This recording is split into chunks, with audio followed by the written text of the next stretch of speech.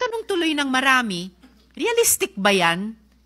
Paano kung ang impeachment ay laban sa mataas na opisyal na kayang-kayang magtago ng ebidensya o manakot ng mga potential witness?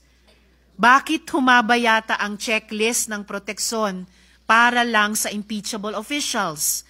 Samantalang ang taong bayan na nagtatanong, na naniningil ng pananagutan, sila pa ang pinahirapan. Sila pa ang nadagdagan ang requirements.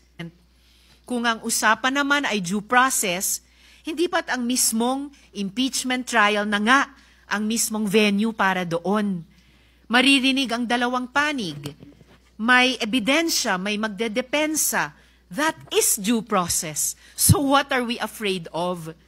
Sinabi po ba ng Supreme Court na wag na kayong mag-impeach? Hindi po. Binigyan po tayo ng guidelines. Alam po ba ninyo kung bakit binigyan na ng guidelines ng Supreme Court kung paano mag-impeach? Kasi po, Mr. President, if you recall, the Supreme Court issued a notice on July 8, 2025, requiring at least 11 information from the House of Representatives and the Senate. The Senate made a manifestation na wala po kaming maibibigay sapagkat lahat po niyan ay makukuha ninyo sa House of Representatives. Alam po ba ninyo na 4 sa hinihingi ng Supreme Court ay nandun po sa puso ng due process? Ano po yung hinihingi? Sinabi lamang po ng Supreme Court, pwede bang ibigay nyo sa amin kung lahat ng miyembro ng House of Representatives ay binigyan ninyo ng kopya at kailan? Pwede bang ibigay nyo sa amin ang timing kung kailan nyo ibinigay at binigyan, kung paano nyo sila binigyan ng pagkakataong mabasa yung impeachment complaint?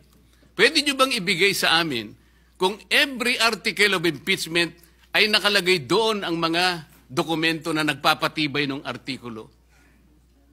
Pwede nyo bang ibigay sa amin kung nagkaroon sila ng pagkakataon talaga na mabasa yung impeachment complaint? Alam po ba ninyo kung anong sagot ng Solicitor General in behalf of the House of Representatives? Ito po yung sagot nila.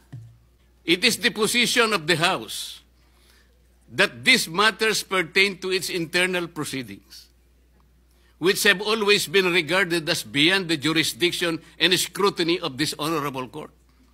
Sa Tagalog po, wala po kayong pakialam dito sa amin.